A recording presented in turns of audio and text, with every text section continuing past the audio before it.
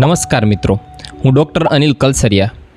આજે આપણે એવા ટૉપિકની વાત કરવાની છે જે ગુજરાતમાં ઘરે ઘરે અને ઇન્ડિયામાં પણ ઘણે ઘરે ખાસ કરીને સ્ત્રીઓમાં જોવા મળે છે. તમે ક્યારે એવું વિચાર્યું છે કે તમે સવારથી સાંજ સુધી કામ કરો છો, રસોડામાં ઊભા કામ કરો છો, ત્યારે તમને ચક્કર આવે છે, પગમાં દુખાવો થાય છે, સાથળો પીંડીઓ ફાટે છે, આખું શરીરનો દુખાવો થાય છે, પરસેવો વળે છે. તો ઘણીવાર તમને એવું લાગતું હોય છે કે આ ઉંમરના કારણે થાય છે. ઘણી વખત માથું પણ રોજનું દુખ્યા કરે છે, રાતે સૂઈ જાવ એટલે સારું થઈ જાય, પણ સવારે જ્યારે ઉઠો છો ત્યારે તમને માથાનો દુખાવો સતત રહે છે.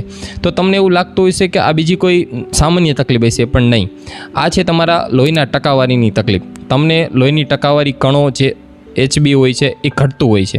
આજે હું તમને એક ડૉક્ટર તરીકે નહીં પણ ઘરના સભ્ય તરીકે સલાહ આપું છું કે આને ચોક્કસ તમારે ધ્યાનમાં લેવું જોઈએ, અને ઘરના ઉપાયથી જ તમારે ઘરેલું ઉપયોગથી જ તે તમે આને કઈ રીતે આગળ સારું કરી શકો. સામાન્ય મેડિકલ ભાષામાં આને એનેમિયા કહેવાય છે, કે જેમાં હિમોગ્લોબિનનું પ્રમાણ થોડું ઘટી જાય છે, એટલે HBનું પ્રમાણ ઘટી જાય છે. કારણ ઘણા બધા હોઈ શકે છે. આ તકલીફ સ્ત્રીઓમાં જ વધારે શું કામ થાય છે, આપણે એ વિશે જાણીએ.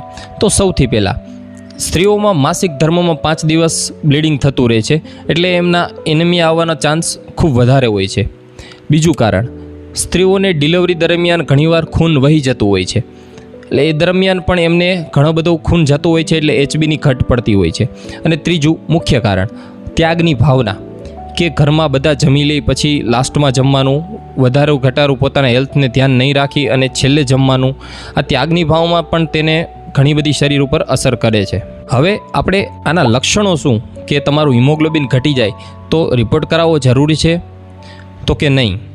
આમના કોમન તમે લક્ષણો પણ પહેલાં જોઈ શકો છો. સૌથી પહેલાં લક્ષણ, તમારું શરીર ફીકું પડી જાય. તમારો જીભ છે, તમારી લીપ છે, હોઠ છે, એમાં પીળાશ પડતો નિશાની દેખાય છે.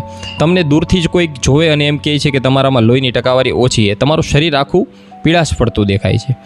બીજું, તમારા વાળ તૂટવા માંડે છે, તમારા નખ તૂટવા માંડે છે અને નખમાં પીળાશ પડતું દેખાય છે. ત્રીજું, તમને જ્યારે ઠંડો બરફ ખાવાની વધારે ઈચ્છા થાય છે. સતત તમને એવું થાય છે કે મોઢામાં કંઈક ઠંડુ નાખવું, ઠંડુ પાણી પીવું અને બરફ ખાવાની ઈચ્છા થાય છે. ચોથું લક્ષણ, રાત્રે પગની કળતર થાય છે, પગ તૂટે છે, શરીરના બધા જ મસલ સ્નાયુઓ તૂટવા માંડે છે. હવે મિત્રો આપણે વાત કરશું હિમોગ્લોબિન HB લોહીની ટકાવારી વધારવા માટે ઘરેલું ઉપાય શું. આપણે ડૉક્ટર પાસે ન જવું પડે, દવા ન લેવી પડે. તો સૌથી પહેલાં ઘરેલું ઉપાય શું કરી શકીએ છીએ, તો હું 4-5 ઉપાય તમને બતાવું છું. સૌથી પહેલો ઉપાય, ગોળ અને ચણા. બપોરના જમવામાં તમે ચણાના રૂપે સબ્જી, કઠોળ કે ગમે તે સલાડ તરીકે યુઝ કરી શકો છો, અને સાથે સાથે થોડોક ગોળ લેવાનો.